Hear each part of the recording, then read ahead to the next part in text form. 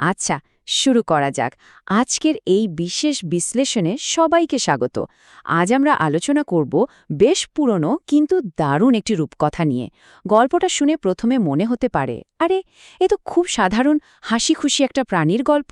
কিন্তু না, গল্পের পড়তে পড়তে লুকিয়ে আছে এক অদ্ভুত রহস্য আর বিপদের হাতছানি। চলুন দেখা যাক একটা একেবারে সাদামাটা পরিস্থিতি কিভাবে চোখের পলকে একটা ভয়ঙ্কর রূপ নিতে পারে। শুরুতেই একটা প্রশ্ন মাথায় আসা স্বাভাবিক। ধরা যাক একদম নিখাত সরলতার সাথে যখন ভয়ঙ্কর কোনো ধূর্ত প্রতারকের দেখা হয়ে যায়, তখন আসলে কি ঘটে? একবার ভাবা যাক, একদিকে বোকাশোকা সাহস আর অন্যদিকে নিখুঁত এক অপরাধীর পাতা জাল। আজকের এই রূপকথার আড়ালে ঠিক এমনই এক রোমাঞ্চকর আর শ্বাসরুদ্ধকর সাসপেন্স লুকিয়ে আছে, যা রীতিমতো যে কোনো ট্রু ক্রাইম থ্রিলারকেও হার মানিয়ে দেবে।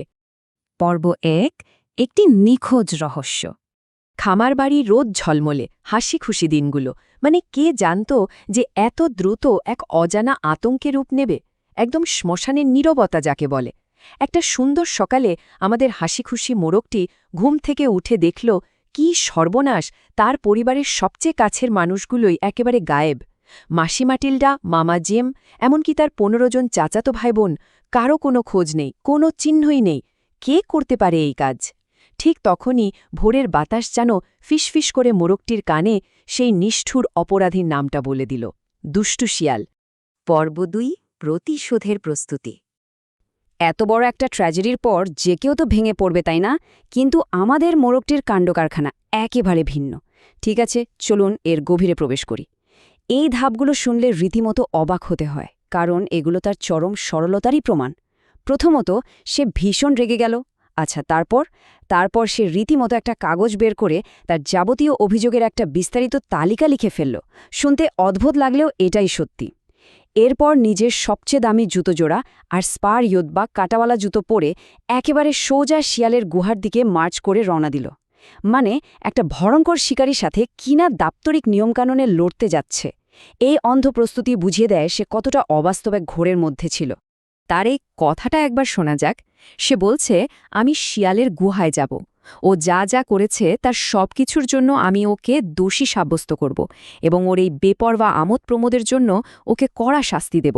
কি দারুণ এক আত্মবিশ্বাস, তাই না? যেন সে একাই বিচারক, একাই জল্লাদ। তার এই বীরত্বপূর্ণ কথায় বোঝা যায় সে আসলেই বিশ্বাস করে যে স্রেফ নিয়ম আর ন্যায় বিচারের বুলি আউড়ে একটা হিংস্র শিয়ালকে শায়েস্তা করা একেবারে জলভাত। পর্ব ৩, শিয়ালের ছদ্মবেশ।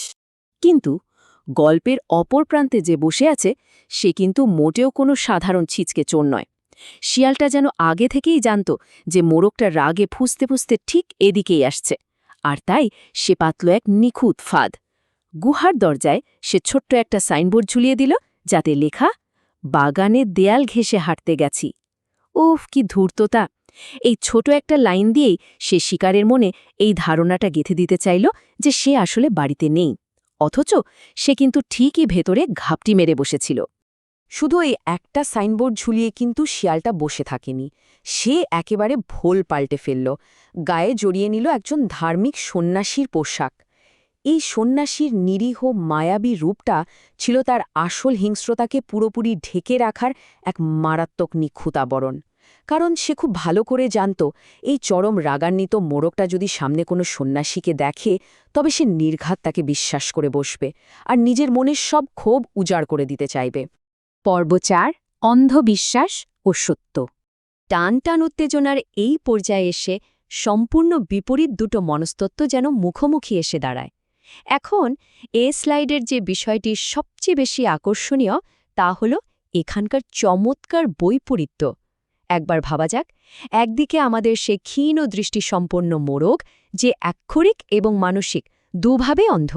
সে ওই সন্ন্যাসীরূপী শিয়ালটাকে একজন পরম দয়ালু শ্রোতা ভেবে তার কাছে লম্বা অভিযোগের ফর্দ পড়ে শোনাচ্ছে। আর ঠিক তার উল্টো দিকে রয়েছে সেই ছদ্মবেশী শিয়াল, যে অতি সন্তর্পণে তার লম্বা তীক্ষ্ণ নাক আর বিশাল ঝোপালো লেজটা লুকিয়ে রেখে চতুরতার সাথে অপেক্ষা করছে। চরম সত্যটা একেবারে চোখের সামনে থাকা সত্ত্বেও মোড়কটা আক্ষরিক অর্থেই অন্ধকারের ঘোরে বন্দী হয়ে আছে। ঠিক যখন মোড়কটা একেবারে আবেগ দিয়ে তার উপর হওয়া অন্যায়ের কাহিনীগুলো একটানা বর্ণনা করে যাচ্ছিল, ঠিক তখনই হ্যাঁ ঠিক তখনই সেই ধার্মিক চেহারা সন্ন্যাসীর আসল রূপটা খোলস ছেড়ে বেরিয়ে এলো। এক মুহূর্তের নোটিশে সেই তথাকথিত সন্ন্যাসী মানে আমাদের সেই মারাত্মক ধূর্ত শিয়াল তার মুখোশ ছুঁড়ে ফেলে সোজা ঝাঁপিয়ে পড়ল অসহায় মোরগটার উপর। অভিযোগে সেই লম্বা তালিকা হাওয়ায় উঠতে লাগল, আর শুরু হয়ে গেল জীবন বাঁচানোর এক রুদ্ধশ্বাস লড়াই। অবিশ্বাস্য দ্রুততায় পুরো পরিস্থিতিটা যেন উল্টে গেল। কিন্তু ভাগ্যিস মোরগটা একেবারে শেষ মুহূর্তে মানে শিয়ালের ওই প্রাণঘাতী থাবাটা পড়ার ঠিক 1 সেকেন্ড আগে কোনো মতে উড়ে যেতে সক্ষম হয়। একটুর জন্য জাস্ট একটুর জন্য সে সেই নিশ্চিত মৃত্যুর ফাঁদ থেকে রক্ষা পেয়ে যায়। আর সবচেয়ে মজার এবং চমকপ্রদ ব্যাপারটা হলো সে পালিয়ে যায় ঠিক ওই বাগানের দেয়ালটা টপকে, যে দেয়ালের কথা শিয়াল তার ওই মিথ্যা সাইনবোর্ডে লিখে রেখেছিল। গল্পের কি অদ্ভুত আর চমৎকার একটা মোড়, তাই না? সুতরাং সবচেয়ে গুরুত্বপূর্ণ বিষয়টি হল এই পুরো ঘটনাটা থেকে পাওয়া আসল শিক্ষা। কোনো মতে প্রাণ নিয়ে পালানোর পর মোরগটা অবশ্যই বুঝতে পারে যে সুন্দর পোশাকে ওই সন্ন্যাসীটাকে যতই সুদর্শন বা দয়ালু মনে হোক না কেন, তার ভেতরের আসল রূপটা ছিল কতটা ভয়ঙ্কর।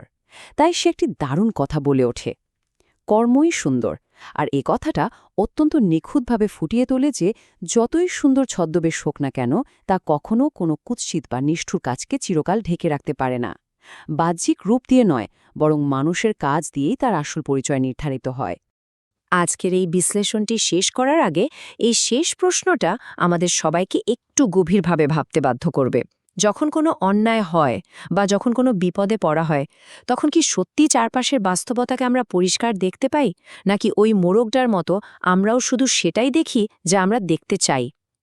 আমাদের দৈনন্দিন জীবনেও কিন্তু এমন অনেক ছদ্মবেশী শিয়াল আর মিথ্যা সাইনবোর্ড ছড়ানো থাকে। তাই কেবল বাহ্যিক রূপে চাকচিক্যে না ভুলে দৃষ্টির বাইরের আসল সত্যটাকে খুঁজে বের করাটা কিন্তু ভীষণ জরুরি। আশা করি আজকের এই আলোচনাটি আমাদের চিরচেনা বাস্তবতাকে একটু ভিন্ন, একটু নতুন এক দৃষ্টিভঙ্গিতে দেখতে সাহায্য করবে।